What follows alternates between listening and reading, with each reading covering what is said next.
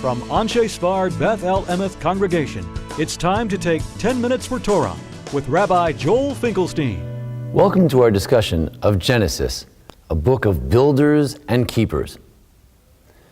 What I'd like to show is that within this book, the Torah outlines from the very outset a dual purpose of man. This purpose is then carried through all the stories in the entire book of Genesis, of the book of Bereshit. And it is through this theme that all the stories play out. The two purposes of our existence are laid out in the first and second chapters of Bereshit. Firstly, Pru Urvu Miluat Haaretz. We have to inhabit the land. This is a sense of perpetuating the species. Not to change the species, but simply to perpetuate ourselves. Miluat Haaretz, fill the land. Not necessarily to change or alter the face of the land, but to fill it. On the other hand, there's a notion urdu, that we should subjugate the other species, subjugate the earth, and mold it to a proper fashion. These two purposes are outlined in two beautiful, terse expressions in the second chapter, where it says simply, we were placed in the Garden of Eden, la'ovdah ul'shomrah, to work the land, to change the face of the land, to subdue it, to build it, and also l'shomrah, we are here to preserve it, to keep it. What I'd like to suggest is that what we have here is a formula for builders and keepers. Building the land, subduing the land, changing the land, and also to keep it, to guard it, and to protect it. This theme expresses itself throughout the book. The very first conflict in the entire Torah is between Cain and Hevel. Cain is later on one who is boneh ir. He builds things. He is oved adama. He works the land and changes it. Hevel is a ro'eh tzon. He's a keeper of sheep. It's a conflict between the builders and the keepers. This Cain went awry. He was too much interested in subjecting others, and ultimately he killed his own brother. When the Torah in our Parshan Bereshit speaks of the early great achievers of humanity, it speaks of Yaval, who was Yoshev Oel Umikneh. He was one who kept the sheep. And Yuval, Tofes Kinor V'ugav, a musician, one who plays the instruments and takes in the beauty of nature, not changing it, just preserving and keeping his calm. Tuval Cain, however, there was another individual who's Choresh Nechoshet Ubarzel, the first one who was able to mold and shape the brass and the iron. He was a changer, someone who built things, who changed the face of the earth, subdued it. But then there was a problem. The problem is that the Bnei Elokim came to the Benot HaAdam, the end of the Parsha, a very unusual story.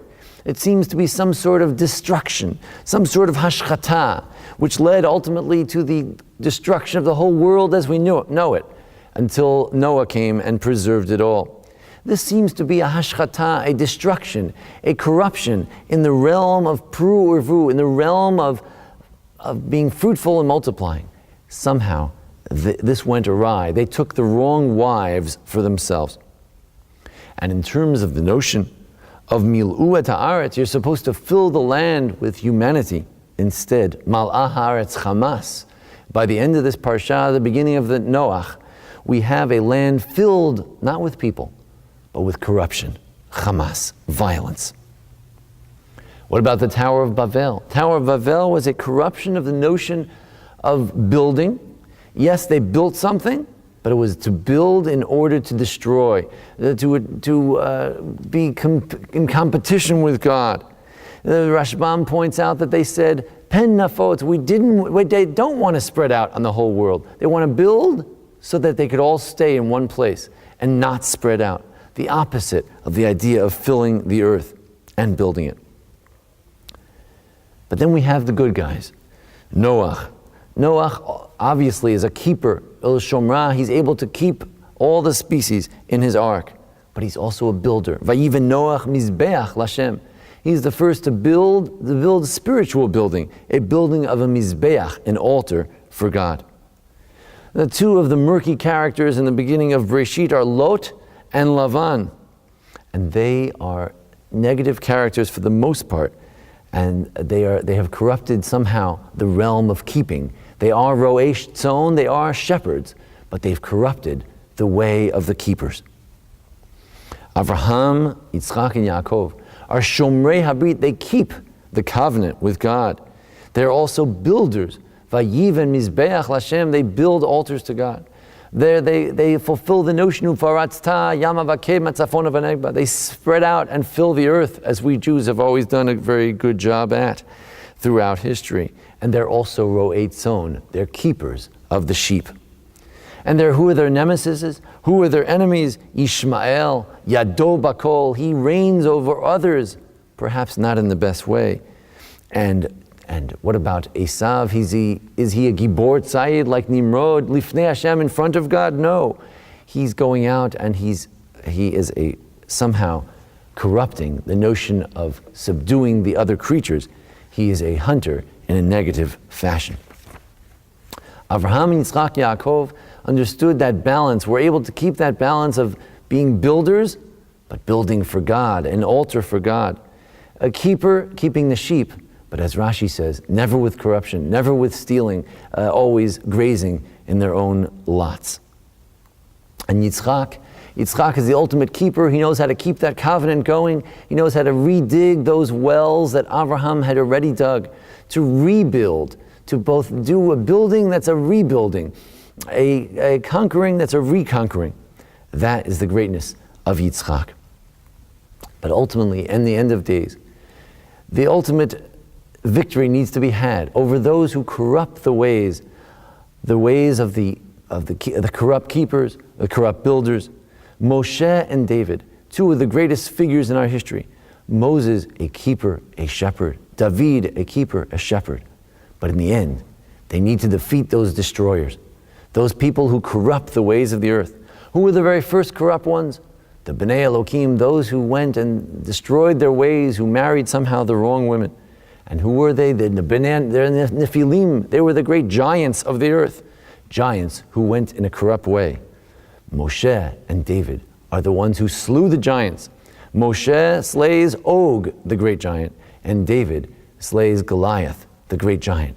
These are builders. These are people who have great power to build, and yet they're corrupt. They're trying to destroy the righteous and the good people. That is our job, to destroy those who would wish to destroy this earth. We have then a book that has two themes, that of building and that of keeping. We can never get carried away with the building as if to build itself will be a fulfillment of God's will. There is building which can be destructive. We can never get carried away with the keeping of sheep where we're trying to amass great wealth and live in Sodom and Gomorrah. But rather, we must try to build and to keep in a way that's in consonance with the will of God. No stealing while we're keeping the sheep, and no building which prevents a spreading out of the world, which keeps us from indeed conquering and spreading out throughout the world. A theme at the very beginning of the Torah, and as Rabbi Soloveitchik explained, a message for our lives, how that we should on the one hand be builders, on the other hand sit back and marvel the beauty of the world. And finally, the notion that building need not simply be a way of subduing others, but you can build an altar as well. You can build an altar to God. You can build in a positive way, a godly way, a way which preserves our mandate to build the world, at the same time understands the humility necessary that we're ultimately here, not to work the land simply, but also to worship for God. Thank you for joining us today here at discussion here at the Anshei Sphard-Beth Emeth congregation in Memphis, Tennessee. Please join us again next week as well. And I want to thank Jason Lefkowitz for making today's presentation possible. You're always welcome to email me at rabbijmf@gmail.com. Thank you. This has been 10 Minutes for Torah with Rabbi Joel Finkelstein.